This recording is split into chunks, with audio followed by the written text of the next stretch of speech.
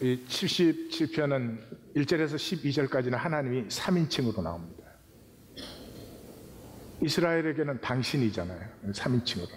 3인칭으로 나온다는 말은 언약이 끝났다는 거죠. 그러다가 13절에서 17절에서 다시 2인칭의 하나님으로 회복이 되는데, 그 전환이 그 영혼의 기억, 머리가 아닌 주의 일을 묵상한, 그 말씀을 묵상한 영혼의 기억으로 말미암아 그 주의 길을 다시 보게 되었습니다. 다시 봤더니 주의 길은 현상적으로 나타나지 않아요. 물은 주님의 길을 봤어요. 그 물은 혼돈과 공허, 흑암이 깊은 이 본질 세계죠. 아직 하나님의 조화가 피어나지 않아. 그 물은 하나님의 역사를 보았고, 거기서 조화들아가 피어나고, 거기 물이 갈라지고, 아무것도 아니던 백성들, 종이 하나님의 백성으로 피어나는 것을 보았지만, 우리는 현상적으로는 주의 발자취를 알지 못했습니다. 북왕국이 왜 망했나? 하나님을 현상화시키려고 하다가 북왕국이 망했다. 영이신 하나님을 자꾸 현상적인 어떤 걸로 우상화시키는 거죠. 또 영적 역사에, 하나님의 영적 역사를 자꾸 현상화시키려고. 현상화라는 건 딱 두 가지예요. 돈과 숫자예요. 이 세상은 돈과 숫자예요. 사람이 누군지 잘 몰라요, 만나도. 근데 그 사람 1년 연봉이 50만 불입니다. 그럼 금방 알아죠. 그 사람 1년 연봉이 5만 불입니다. 그래도 금방 알아죠. 그것뿐이에요. 굉장히 우습지만 그렇습니다. 그래서 이 북왕국이 멸망한 자리에 모든 것이 끝난 것인가? 은혜는 다 폐해지고 약속도 다 폐해진 것인가? 그 자리에서 자기 영혼에 묵상된 그 하나님의 길을 만나면서 이 시인은 남은 자의 고백을 드리죠. 이 절망도 하나님이 하나님의 역사를 이루시는 한 과정에 불과하다는 사실을, 그것을 통해서 영이신 하나님을 알고 하나님의 영적 역사를 알고 누리는 사람들을 세워내고 있는 하나님의 역사를 만나고, 그래서 다시 소망을 고백하면서 하나님은 2인칭이 되는 그런 시입니다. 그래서 예수님께서는 이 땅에 다시 오셔서 딱 한 가지 했죠. 하나님은 영이시니. 그 바리새, 사두개, 엄청난 종교인들이 현상적으로 잘난 척하고 거룩한 척하고, 그러면서도 자신의 중심은 거룩함도 깨끗함도 없는, 모르는, 일부러 그러는 건 아니죠. 모르는 그 시간에 오셔서 영과 진리로 예배할지니. 예배는 이런 것이 아닙니다. 예수님 때 이런 예배도 없었고요. 삶입니다. 하나님을 섬기며 살아가는 삶을 영과 진리로 사는 자를 찾고 있다. 그래서 오늘은 이 영적 세계, 진리의 세계와 우리 세상 세계를 좀 생각을 해보겠습니다. 우리가 세상과 영계 그렇게 부르는데, 영계라는 말이 좀 오해도 많고, 그래서 우리 교회에서는 현상계와 본질계 그렇게 부르죠. 또 인간 세계와 하나님의 세계 그렇게 볼 수 있어요. 자, 이 현상계, 인간 세계인 현상계의 특징은 fixed 되어 있습니다. closed, 닫힌 세계예요. 왜냐 그러면 표면밖에 없으니까. 평면밖에 없으니까. 이 표면밖에 없으면 내가 이만큼 차지하면 너는 그 나머지에서 뭘 차지해야 돼요. 그래서 어떻게 꼼짝할 수가 없어요. 그래서 항상 그 표면은 이렇게 현상으로 드러나 있으니까 그게 실제 같아요. 근데 실제가 사실은 하나도 아니에요. 본질계의 특징은 픽스되어 있지 않고 자유해요. 열린 세계예요. 왜 그러냐 그러면 이건 입체적인 세계, 깊은 세계예요. 그래서 네가 얼마든지 차지해도 괜찮아요. 그래도 내가 누릴 세계는 또 얼마든지 있고 나눌 세계도 얼마든지 있어요. 그래서 이거는 깊으니까 혼돈같이 보여요. 근데 그게 실제예요. 마치 이런 거죠.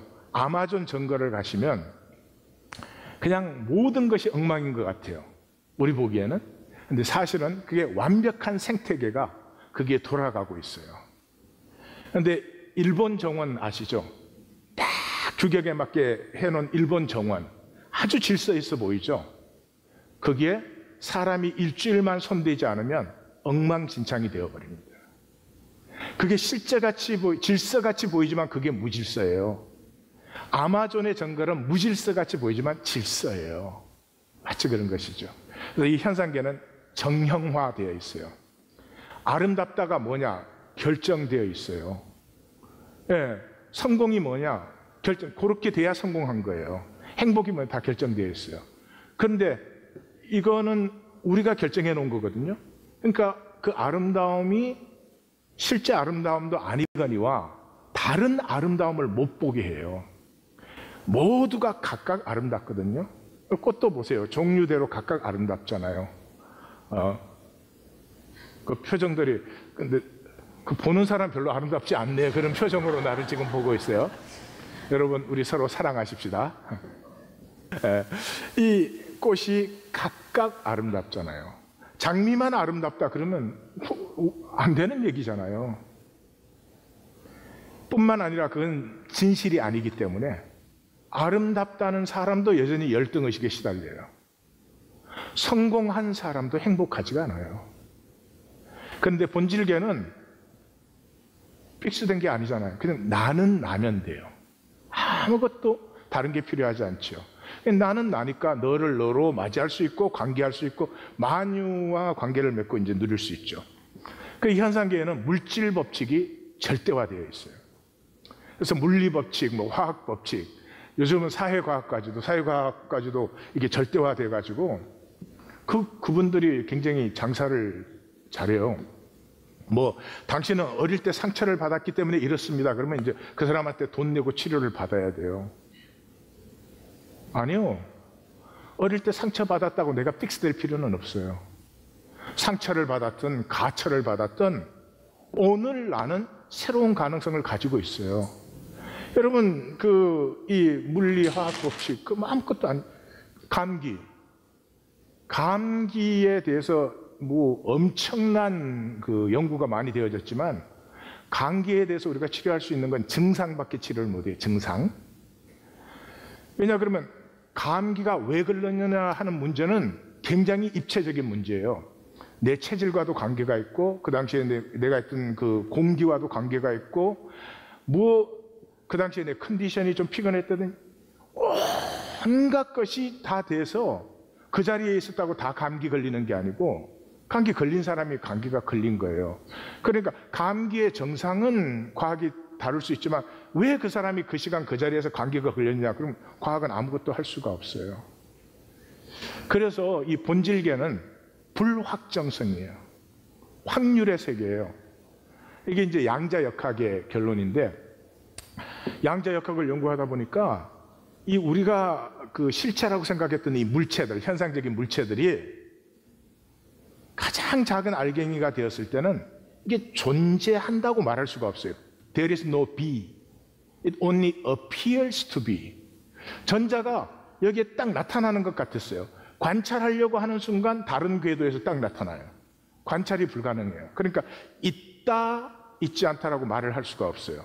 예, 그래서 오로지 이해는 안 되시겠지만 오로지 우리가 알 수 있는 건 확률상 그렇게 나타난다. 그거밖에는 우리가 알 수 있는 게 없다. 그랬어요. 그랬더니 이제 그게 제일 반발하신 분이 아인슈타인이에요.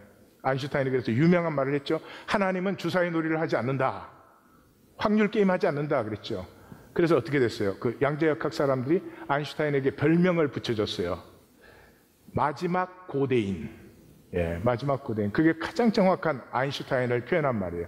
아인슈타인은 이 상대성 원리, 이 우주를 연구했잖아요. 그러니까 이 많은 알갱이들이 모여서 어떤 현상적 실체가 커졌을 때는 거기에는 어떤 분명한 법칙이 있는 것처럼 보여요. 그러나 그 내부로, 그 실체 안으로 들어가면 거기는 확률밖에 없어요. 그래서 이 사람은 뭐 우주를 연구하신 분이니까 상대성 이론이 그 수학적 원리가 딱딱 맞아 들어가죠.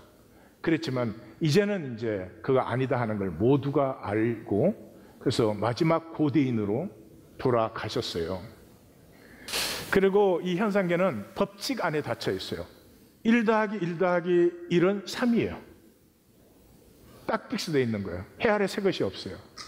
그런데 본질계에서는 1 더하기 1 더하기 1은 3이 아니에요. 3 플러스 알파가 있어요. 예, 그래서 이 양자역학에서 나온 말이죠. Whole is more than sum of all parts. 이 모든 부분의 합계보다 전체는 더 크다는 거죠. 예.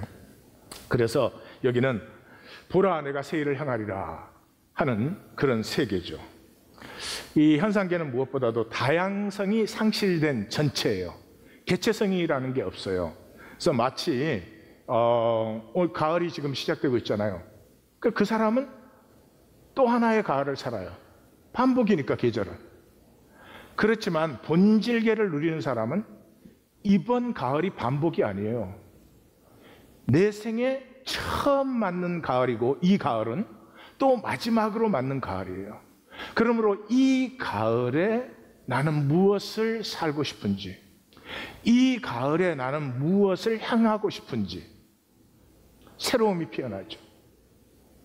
아닌 사람에게는 그냥 또 가을이 온 거죠.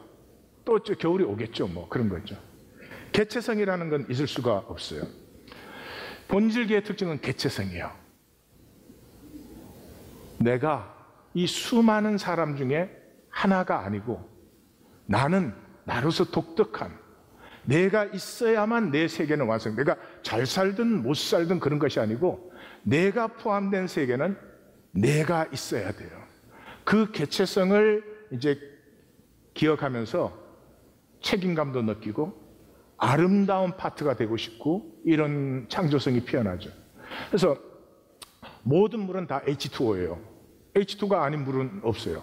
그럼에도 불구하고 홍수 때 물과 사막에서 물은 전혀 다른 물이에요. 그래서 이 같은 강물에 2번 들어갈 수 없다 그랬죠. 그 내가 들어간 강물은 그때 유일해요. 예. 그래서 이 현상계에는 그냥 죄수 같아요. 죄수들은 그냥 번호예요.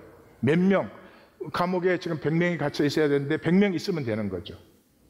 그런 거죠. 우리가 이 세상을 보면 그렇게 보기 쉬워요. 개미 볼 때 이렇게 개미 이렇게 보면서 이건 이씨개미고 저건 박씨개미고 그런 분 있어요? 없어요? 다 개미는 개미예요. 몇 마리다 이렇게 해요. 이 세상의 인간도 그래요. 저 무식한 것들이래요. 저 쓸데없는 것들, 이런 것들이 뭐 공경련하게 그 한 사람 한 사람의 개체성을 모르기 때문에. 얼마 전에 이제 제가 제 아내와 어디를 갔다 오는데 우리 제 아내가 로우스에 들리자 그러더라고요. 그래서 왜 들리냐 그랬더니 개미 죽이는 약을 사야 된대요. 그래서 왜 개미 죽이는 약을 사려고 하냐 그랬더니 개미가 이제 들어오는데 그 전날 밤에는 음식이 없었는데도 이게 들어와가지고 그릇에 이제 새까맣게 덮였다는 거예요. 더 이상 두고 볼 수가 없다. 예. 그래서 제가 그랬어요. 그러면서 벤자민이 그러는데 그 들어온 개미 죽여야 계속 들어오니까 그 개미 집이 여러 개 있는데 그 집을 몰살시켜야 됩니다. 그래서 그 약을 사려는 거예요. 그래서 내가 여보 그건 너무하다. 아니 우리는 불편함의 문제인데, 그것도 개미도 생명인데 우리 불편하다고 그 생명을 그렇게 집단 살상을 하다니. 우리가 무슨 히틀러도 아니고. 그래도 안 된대. 없애야 된대요. 그래서 제가 이제 그랬어요. 그러면 하루만 시간을 달라. 예? 오늘 기다려보고 또 개미가 들어오면 그러면 약을 사러 가자. 그렇게 이제 협정이 돼가지고 집으로 돌아왔어요. 집으로 돌아오더니 제 아내가 저를 보고 그랬어요. 당신이 기도해 이러더라고요. 그래서 개미가 들어오는 길에 서서 개미가 많이 오는 장소를 향해서 이건 기도가 아니지. 기도는 하나님께 하는 건데 이건 개미한테 하는 거니까. 제가 간절한 마음으로 개미들에게 처음에 사과를 하고 너 미안하다. 정말 미안한데 너희들이 더 이상 여기 들어올 수가 없다. 들어오면 죽는다. 그러니까 그냥 한두 마리가 죽는 게 아니고 모두가 죽는 거니까 미안한데 여기는 다시는 오지 말아라. 이렇게 간절히, 이건 기도도 아니고 뭘 했어요. 근데 지금 한 달 가까이 됐어요. 근데 개미가 그날부터 안 들어왔어요. 누구야 내 능력을 졸로 보는 게? 그런데 이제 처음에 하루 이틀 사흘은 우리 궁정한 성도가 이상한데 그랬죠. 근데 일주일이 지나고 2주일이 지나고 계속 깨끗하니까 드디어 내 능력을 인정하지만 때리는 건 똑같아요. 근데 사실은 제가 은혜를 받을 때부터 사람보다 동물하고 더 잘 통합니다. 사실은 뭐 사연이 좀 있습니다. 그리고 저는 사람보다 훨씬 통하기가 더 쉬운 것 같아요. 우리에게는 개미들이에요. 개미들이 오니까 귀찮은 거예요. 근데 그 개미를 한 마리 한 마리로 보면 그러면 얘기가 좀 달라져요. 그렇게 쉽게 죽일 수가 없어요. 이 현상계는 개체성이 말살되었어요. 그럼 남는 게 뭐예요? 조건밖에 없어요. 우리 모두가 불쌍한 거죠. 그래서 이 현상계의 시간은 반복이에요. 어제의 결과로 오늘이 있는 거예요. 어떻게 할 수가 없어요. 딱 픽스되어 있어요. 어제까지 내가 다르게 살았더라면 모르겠는데 어제까지 그렇게 살았기 때문에 오늘도 어쩔 수 없어요. 가역적이다. 이 화학적 용어예요. 가역적이라고 하는 것은 어떤 물체를 이 물에다가 뭐 다른 걸 섞었어요. 그러나 섞었다가 다시 분리시키면 다시 물로 돌아와요. 원래대로 돌아오는 거죠. 어쩔 수가 없어요. 그래서 누구의 죄로, 이 현상계의 질문은 누구의 죄로 인한 이혼입니까? 이 사람이 시각장애인이 된 것이 자기 죄입니까? 부모 죄입니까? 무언가가 있었기 때문에 오늘 이렇게 결정됐다는 거죠. 근데 본질계는 전혀 아닙니다. 시간은 유일해성이에요. 각 시간에 인격성이 있어요. 내가 어제까지 어떻게 살았든지 아무 상관없어요. 오늘 내가 얼마든지 내가 원하는 대로 살 수 있어요. 얼마든지 더 사랑할 수 있고 얼마든지 더 자유할 수 있고 얼마든지 기쁨을 느끼도록 살 수 있어요. 물론 욕심은 안 되는 거죠. 오늘부터 100만 불씩 하늘에 떨어졌습니까? 그런 건 안 되는 거죠. 그렇지만 내 안에 주신 하나님의 생명, 하나님의 형상은 하나님이 나에게 다스림의 권세를 주셨어요. 그래서 본질계는 비가역적이에요. 내가 어떤 삶을 살아왔든지 내가 오늘 얼마든지 새로울 수 있어요. 절대로 내가 원래대로 다시 돌아가지 않아요. 그래서 이 본질계의 말은 할 수 있거든이 무슨 말이냐? 역사는, 현상계의 역사는 결정론이에요. 어떤 부모 밑에 태어나가지고 어떤 양육을 받아가지고 어떤 교육을 받아서 그러니 나는 이렇게밖에는 못 산다 이래요. 본질계에는 창조론이에요. Order out of chaos. 일리아 프리고진이라고 하는 이 분이 복잡계라는 말을 처음으로 쓰신 분이고, 이분은 이제 원래는 화학 전공이세요. 연력학의 시인이다 그렇게 불리신 분인데, 이분이 뭐 설명은 복잡한데 예만 들어드릴게요. 이 20세기에 과학이 발전되면서 모든 것이 과학 법칙에 의해서 예측 가능하고 과학의 법칙대로 된다는 거예요. 실제 보면 그렇게 보여요. 이 평면에서는. 근데 이 양반이 어디에서 질문을 던졌느냐 그러면, 그렇게 과학적 법칙이 정확하다면 일기예보 맞힐 수 있느냐. 일기예보는 그때는 사흘을 예보할 때인데 이 사흘을 절대로 예보할 수 없습니다. 왜냐 그러면 일기라고 하는 것은 이 자연계 전체가 연결이 된 거예요. 그러니까 하나만 조금 달라져도 전체가 달라지는 거죠. 그래서 이분이 나비 효과라는 말을 썼어요.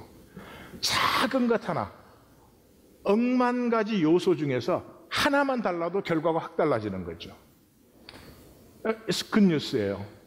내가 새로운 삶을 산다는 게 뭐 몽땅 새롭게 하는 게 아니에요. 내 이 생각과 확신 속에 작은 변화 하나 들어오면 그 새로움의 나비 효과가 일어나기 시작하는 거예요.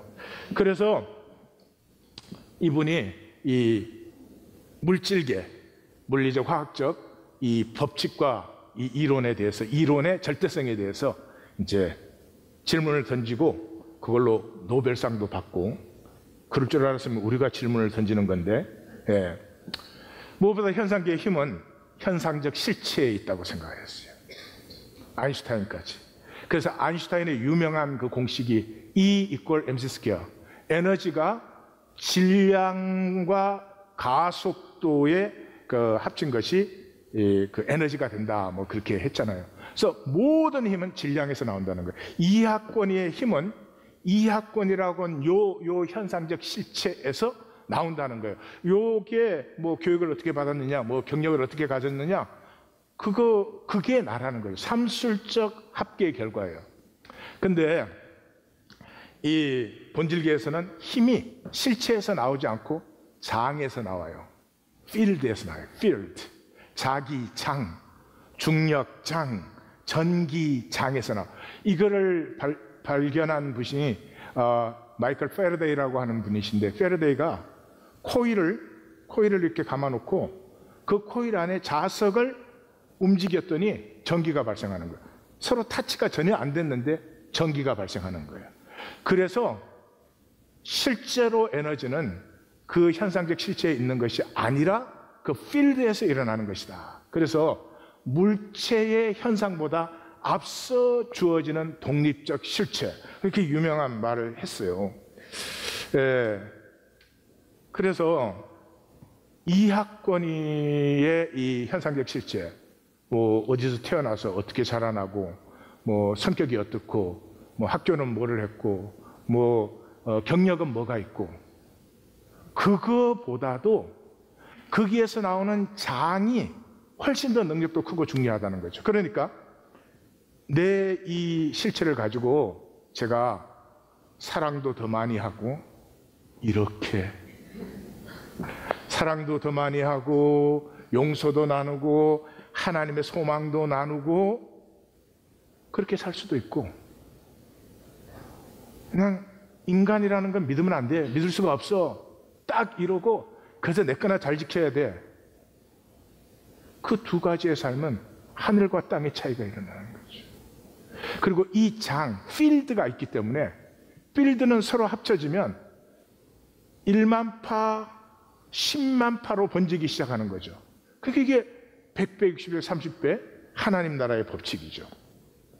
그래서 이 본질계에는 내게 주어진 그 조건이 내가 아니다. 이거를 예수 믿는 사람들은 말을 안 하는데, 이렇게 하나님 모르는 학자들이 얘기를 해주니까 얼마나 좋아요. 그 다음에 이 현상계에서는 내 의식은 내 산물이다. 예? 내 모든 의식은 내 산물이다. 이 내 과학이 발달되면서 내가 인간이다, 내가 나다, 내가 우리의 모든 것을 다 사실은 주장하는 것이다, 이런 책들이 수도 없이 많이 나왔어요.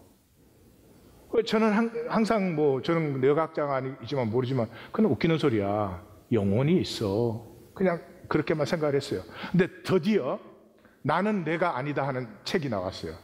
읽어보지는 않았는데 제목만 봐도 너무 반가워. 당연한 얘기죠. 여러분, 허파가 산소를 만들어내요? 아니죠. 허파는 공기를 끌어들여서 산소를 혈관에 전달하는 기관이죠. 아니, 위장이 음식을 만들어냅니까?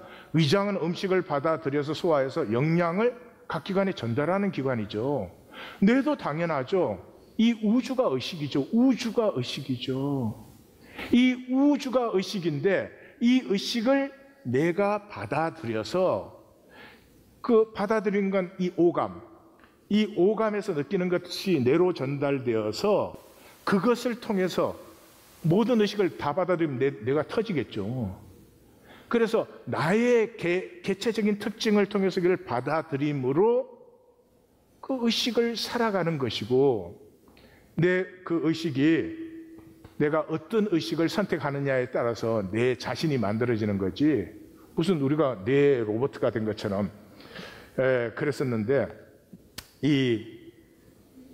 이번에 나는 내가 아니다 하는 그 책의 그 액접트를, 그 메인 메시지를 읽어보니까 뭐 그게 우리말로 하면은 내가 쓰러진 후에도 우리 존재에서 쓰러지지 않는 의식이 있다는 거죠. 그 우리 시편에서 만나는 죽음 넘는 영혼의 의식이죠.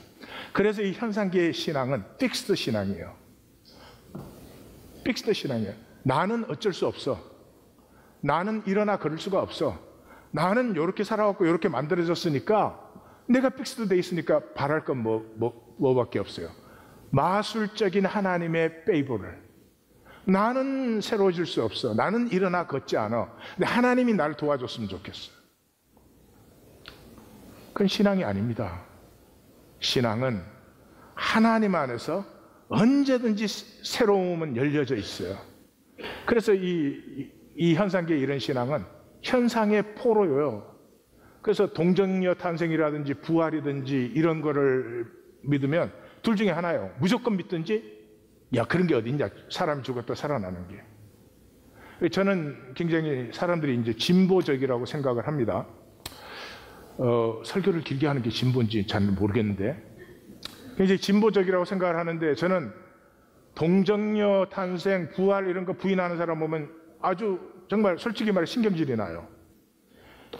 이 한 권의 책이 있기 위해서 얼마나 많은 사람들의 신앙 고백이 여기에 들어있으며, 이 책이 이렇게 돼서 나한테 전달되기까지, 이건 놀라운 섭리 속에서 전달됐습니다. 근데 지 마음에 안 든다고 여기 있는 거를 뭐 믿고 안 믿고, 그 어디서 나온 생각이에요? 그럼 믿지를 말아야지. 뭘 믿는다 그러면서도 뭐 이건 안 되고 저건 안 되고, 그건 전혀 모르는 얘기죠. 성경의 맥을 이렇게 따라갈 줄 알면은 그 자리에 가면은 동정녀 탄생이 나와야 돼요. 안 나오면 오히려 찾게 돼요. 이게 왜 이러지? 다윗이 출연하는 장에 나가면 그동안 다윗을 기다려 왔어요. 삼손을 보면서, 사울을 보면서 하나님과 순전하게 깨끗하게 하나 되는 사람은 결국은 나타나지 않는 것인가?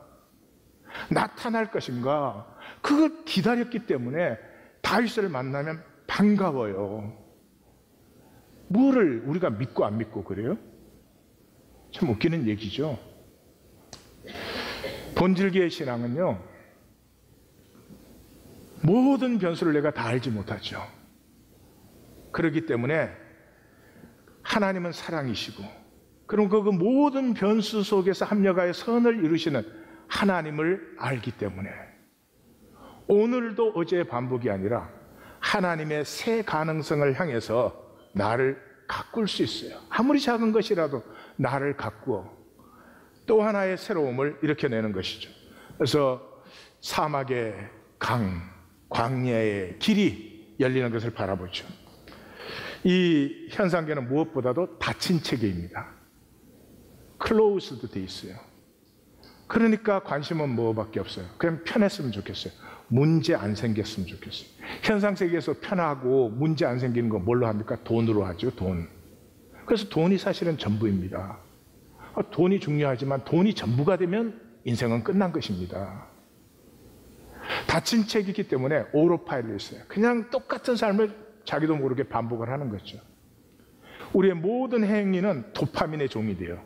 도파민은 뭐냐 그러면 내가 이익이 될 때 이렇게 즐거움이 피어나게 하는 거예요.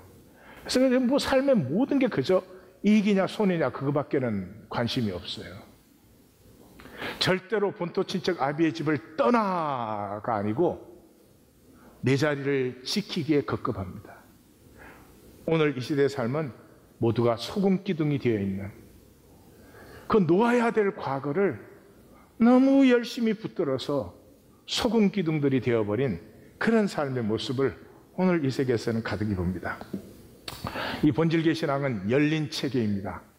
약속 안에서 새 시간을 향해서 자꾸 침노하고 싶은 것이죠. 하나님의 형상으로 지어진 사람의 최고의 복은 새로워질 수 있다는 것입니다. 아무리 작아도 새로워질 수 있다는 것입니다. 내가 어제와 똑같이 오늘을 살아야 되고 오늘과 똑같이 내일을 살아야 된다고 하면은 아무리 편하고 좋은들 그게 무슨 기쁨과 의미가 있겠습니까? 아무리 작아도 좋습니다. 내가 지금 아무리 못나도 좋습니다. 내일 나는 또 새로운 것이고 그 다음날 또 새로워진다는 이 복. 그래서 저는 이 계시록의 마지막 선은 보라 내가 만물을 새롭게 하노라, 이 말이 참 좋습니다. 이 말만 붙들고 한동안 기도를 했던 그런 시간도 있습니다. 여러분, 그 플래시보 효과라는 거 아시죠? 이렇게 가짜 약을 줬는데 이게 낫는 사람들이 생겨요. 그 플래시보 효과라는 게 그게 이제 진실을 보여줘요. 뭐냐 그러면 내 안에 있는 것이 액티베이트 돼야지 바깥에서 누가 해줄 수가 없어요. 그래서 병이 나았을 때도 예수님이 내가 너를 낫게 해줬다 그런 적 없잖아요. 내 믿음이 너를 구원하였다 이랬죠. 그러니까 항상 우리 안에 있는 것이 액티베이트 돼야 돼요. 그래서 순복음교회는 한동안 뭐 이렇게 병 낫는 사람들이 많았잖아요. 그 60년대 70년대 가난한 때 그 도시로 몰렸을 때 그때 아프다고 병원에 갈 수 있습니까? 병원에 못 갑니다. 그냥 아스피린 하나를 먹고 견디는 그런 시절이죠. 그런데 그 하나님을 막 믿으면서 하나님에 대한 그 기대감이 막 생겼을 때, 그랬을 때 그 하나님이 낫게 하신다는 그런 우리 속에 있는 어떤 기대감을 막 불러일으키는 그런 말씀을 이렇게 선포하고 거기에 내 안에 있는 기대감이 부응을 하면 병이 낫고 그러죠. 그러나 내 안에 있는 것이 낫는, 캐톨릭 같은 경우에는 그 평생의 교황을 보는 게 평생의 소원인 사람도 많아요. 나는 안 보고 싶어 해.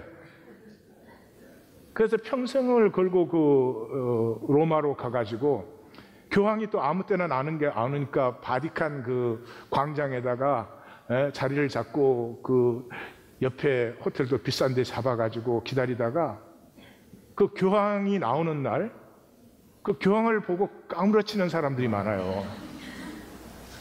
그 까무러칠 때 감기도 낫고 몸살도 낫고 그래요. 그거 지금 뭐 하는 거예요? 내 안에 있어요. 신앙은 예수님조차도 내가 너를 어떻게 만들어줄 수 있다는 절대로 아닙니다. 우리 안에 하나님의 형상이 있어요. 하나님의 생명을 우리에게 주셨어요. 이 현상계는 모든 것으로 픽스드 돼 있다는 거예요. 너는 더 이상 어쩔 수 없다는 거죠. 너는 그냥 그렇게 살아야 된다는 거죠. 아무도 그렇게 말하지 않지만 모두가 그렇게 말하고 모두가 그렇게 믿고 있습니다. 그런데 하나님의 세계를 알면서부터 아니요, 픽스된 건 아무것도 없어요. 결정된 운명은 아무것도 없어요. 하나님의 형상을 나에게 주셨고 내게 다스림의 권세를 주신 후에 취소한 적이 아직은 없어요.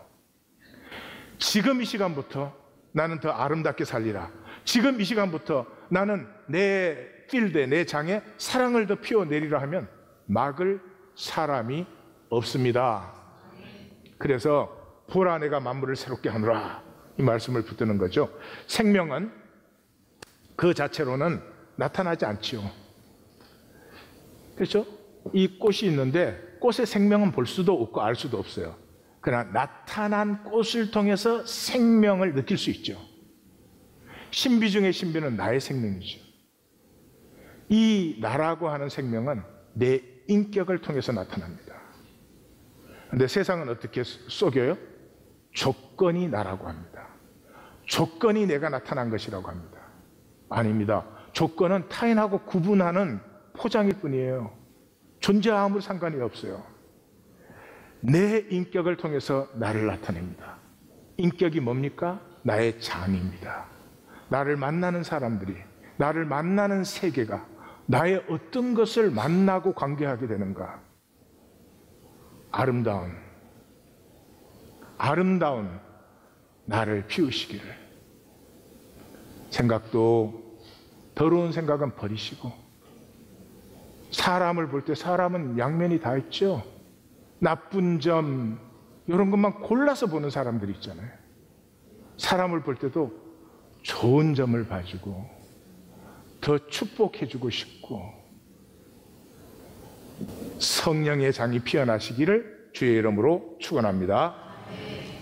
자, 마지막으로 첫 창조와 새 창조를 보겠습니다. 성경은 첫 하늘과 첫 땅이 있고 새 하늘과 새 땅이 있다고 그렇게 합니다. 이 첫 하늘과 첫 땅은 완전히 픽스된 세계입니다. 이 현상계죠. 지금 우리가 사는. 그런데 새 하늘과 새 땅이 도래할 때 그곳에는 우리가 완전히 자유합니다. 뭐든지 마음대로 하실 수 있습니다. 그러나 이것은 굉장한 문제죠.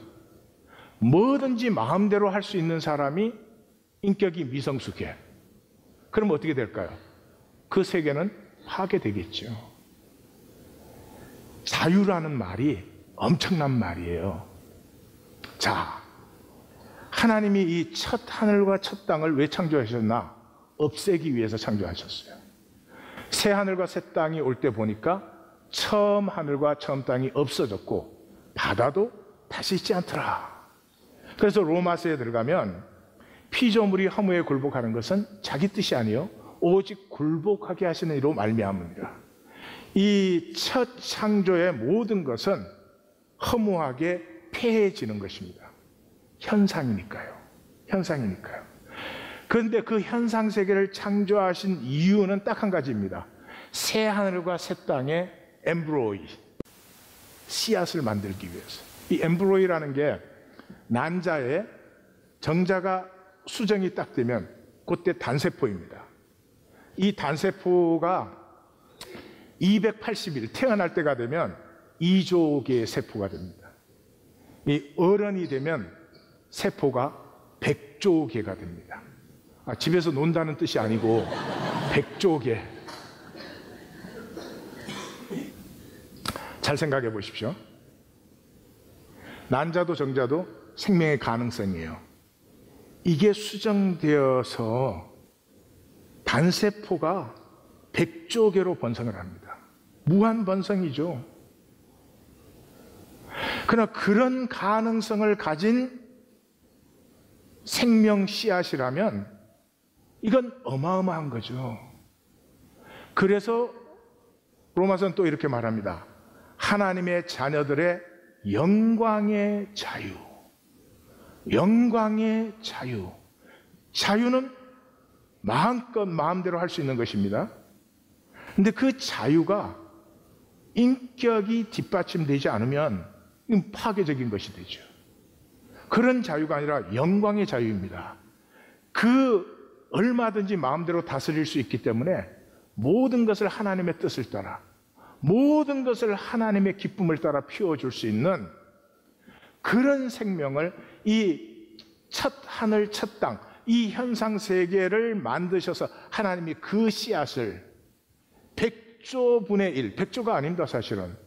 왜냐 그러면 이 정자가 난자와 한번 수정되는 것은 뭐 매번 되는 것이 아니죠. 때로는 수십 번.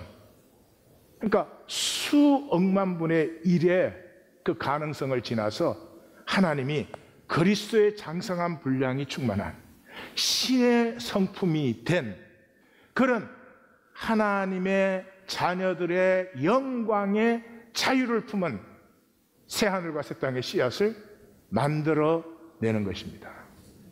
그것이 이 현상세계 첫 하늘과 첫 땅의 목적입니다. 예. 자, 그러면 그 놀라운 하나님의 자녀들의 영광의 자유라는 그 품격, 그건 어떻게 만들어지는가? 그건 사랑밖에 없어요.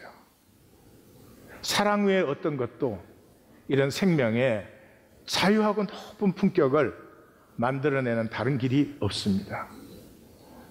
사랑하는 성도님들, 주의하십시오. 적당히 구원을 받을 수 있다는 모든 종교는 그렇게 말합니다. 우리 종교에 등록하고 적당히 하면 구원받는다고. 인류 역사 내내 그렇습니다. 그런 구원은 없습니다. 아니, 있다 그래도 우리가 거부해야죠. 내가 하나님의 자녀라면 하나님의 자녀다운 생각을 하고 싶어 해야죠. 내가 하나님의 자녀라면 하나님의 자녀다운 선택과 결정과 당연히 그런 소망이 있어야 되는 것 아닙니까? 인류는 역사 이래로 계속 짝퉁을 만들어 왔습니다. 그러나 성도님들은 주의하시고요. 이 하나님의 영광의 자유에 이룰 수 있는 씨앗 하나님의 형상을 우리에게 주셨고, 이것이 피어나는 길은 사랑밖에 없다. 삼손 이야기는 굉장히 특이한 이야기입니다. 사사기에 넉 장에 걸쳐서 나타납니다. 그런데 이 수태고지가 아버지에게 어머니에게, 나시린 신탁이 어머니에게 아버지에게 이중으로 나타나고, 이 수태고지가 예수님의 수태고지보다 깁니다. 그리고 여호와의 사자라는 말이 10번 나오는 그런 사람이 삼손이에요. 그런데 이 삼손이 그렇게 태어나서 하나님의 그 여호와의 영으로 그렇게 기름 부음을 받아놓고도 계속 그 나시린의 서약을 깹니다. 딥나의 여자를 찾아가고 죽음을 만지고 심지어 죽음 안에 있는 꿀을 먹고 가사의 기생을 찾아가고 계속해서 깹니다. 그런데도 하나님이 그 여호와의 영을 부어주시는 것을 멈추지 않습니다. 이 모든 사건 속에 하나님은 계속 여호와의 영을 부어주시사 그 삼손을 보호하시고 삼손으로 승리하게 하시고 그럽니다. 그런데 그 여호와의 영이 딱 끊어지는 순간이 옵니다. 여호와의 영이란 말이 가장 많이 쓰신 사람입니다. 그게 딱 끊어집니다. 그게 어디인지를 아십니까? 삼손이 들릴라라는 여인을 사랑하며. 들릴라는 사랑의 대상이 아니죠. 들릴라는 돈 때문에 삼손에게 다가온 사람이에요. 은 5,500을 딱 받으면서 사라져버립니다. 무엇을 사랑해야 되는지 모르는 사람. 우리는 그 허무한 세상을 참 사랑합니다. 목숨 걸고 사랑합니다. 그거 눈 감을 때 보면 꿈 같은 것인데 그게 있었나 없었나, 살았었나 안 살았나, 현상뿐이니까요. 바로 이 사랑하게 다음에 나오는 것이 여호와의 영이 끊어져 버리고 비겁적 최후가 나옵니다. 하나님은 우리를 보고 믿어달라고 하지 않습니다. 너 나를 위해서 좀 헌신해달라 그러지 않습니다. 하나님은 언제나 중심이 똑같죠. 너는 마음을 다하고 뜻을 다하고 힘을 다하여가 뭡니까? 사랑이죠. 하나님이 사랑하시고 나를 사랑하시기 때문에. 기독교는 십자가를 엄청나게 써먹습니다. 그러나 주님이 나를 위해서 죽으셨다는 것은 믿지 않습니다. 한 사람이 나를 위해서 죽었다면 나는 달라집니다. 그 전과 지금이 같을 수 없습니다. 그런데 하나님이, 주님이 나를 위해서 죽으셨다. 이건 성경 지식이고요. 교회 다니면서 하는 말이고 그렇지 그 본질계가 느껴지지 않습니다.